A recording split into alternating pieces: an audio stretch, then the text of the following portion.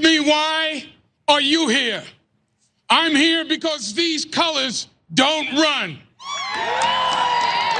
80 years ago this week, they tried to extinguish the darkness at a place called Pearl Harbor.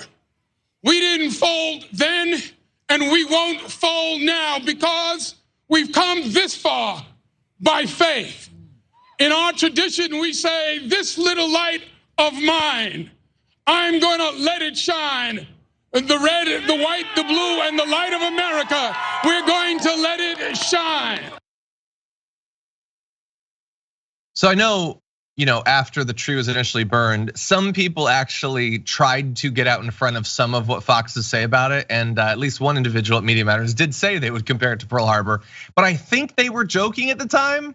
But no, they got there. Reverend Jacques DeGraff said they tried to extinguish the darkness at a place called Pearl Harbor. I don't know exactly what he means by that phrase, but yes, this is their Pearl Harbor, Brett Erlich.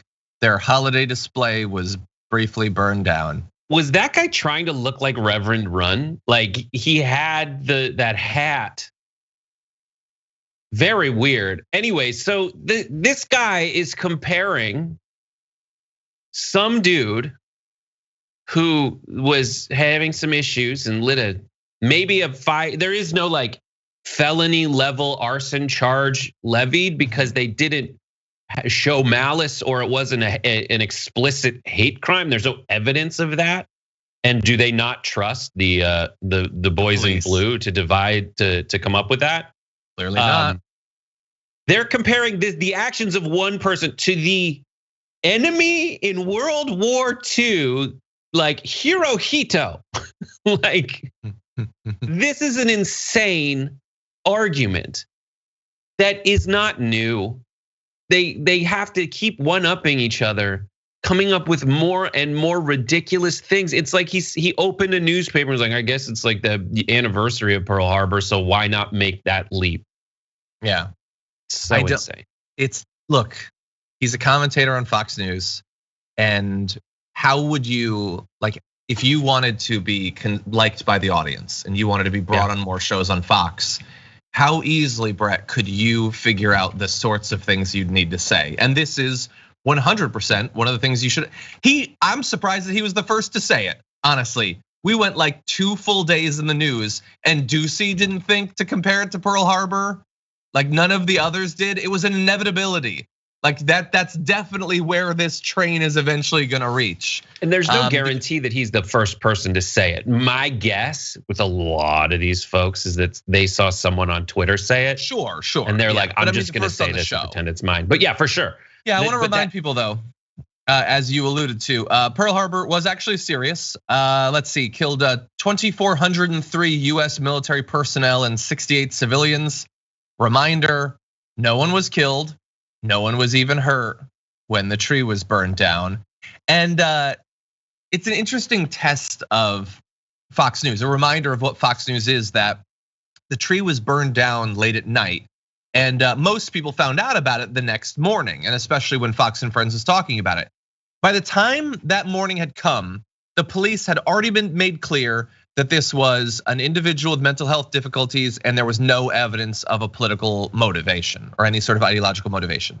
So the police, if you trust them, as Brett said, had already gotten out in front of this and said, no, that's just BS. There's no evidence of that. So like there wasn't even a period of ambiguity to make the case that it was a hate crime or targeting them because they're conservative. But they just ignored that and steamrolled right through, and it's been a solid near week of just, yes, this is obviously a hate crime against Christians, and they're targeting us because we're Fox News. They didn't care at all about the official statement from the police, which, by the way, you should be more critical of those statements. And it is still possible that this was motivated by politics. But as of right now, there's literally no evidence of it and reason to believe that it's not. And they didn't even stumble over that fact.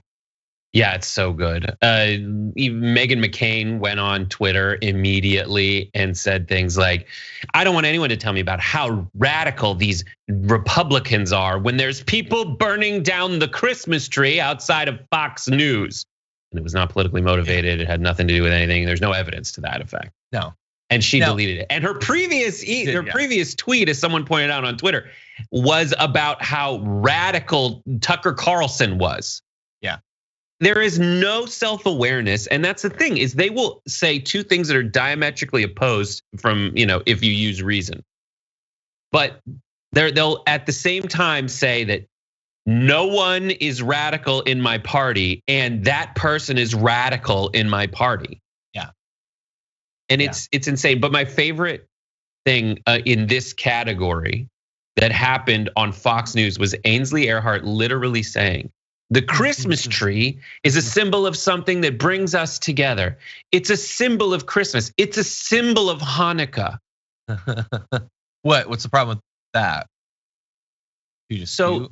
I know there's not a lot of context clues to say what holiday a Christmas tree represents, but it is Christmas. Hanukkah has a whole bunch of other stuff. The Christmas tree is so cool that the Jews came up with the Hanukkah bush, which no one uses, and I think was only in an SNL sketch. But don't you love that? Like, it's easy to respond to what she said as just ignorance, which it kind of is, but it's more than that. It's she knows it's a Christmas thing, but she believes, but we're Christians, we're the best, we're everything. You all are lucky to be able to use some of our symbols. It's more a supremacy thing than an ignorance thing, I think. And you're right, and the Jews know it. We know that Christmas is way cooler than Hanukkah. We know that Hanukkah is about pants, buying new pants and socks for like 4 days. And then like a battery on the 5th day, and you're like, what's the battery for? Maybe that's the 6th day. Ooh, that is exciting. It's that.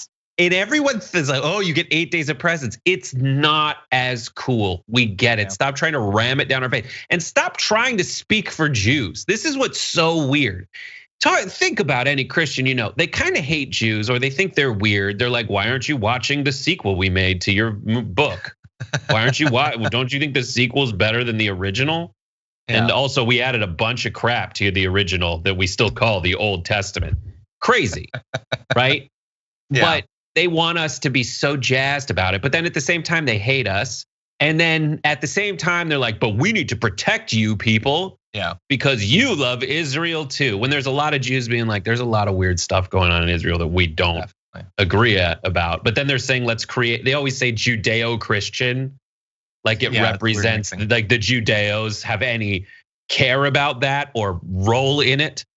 No. Yeah, it's against supremacy, and it's less about what's in the Judeo-Christian and more about what's not included in that. Because while, they love to focus on the sequel, they also have no interest in the 3rd installment of that trilogy, by the way. Right. For more political news breakdowns, interviews, stories of activism, and me trying my hardest to care about the occasional big celebrity news story, subscribe to our YouTube channel at youtube.com/The Damage Report. And you can ring the bell wherever it is so you don't miss anything.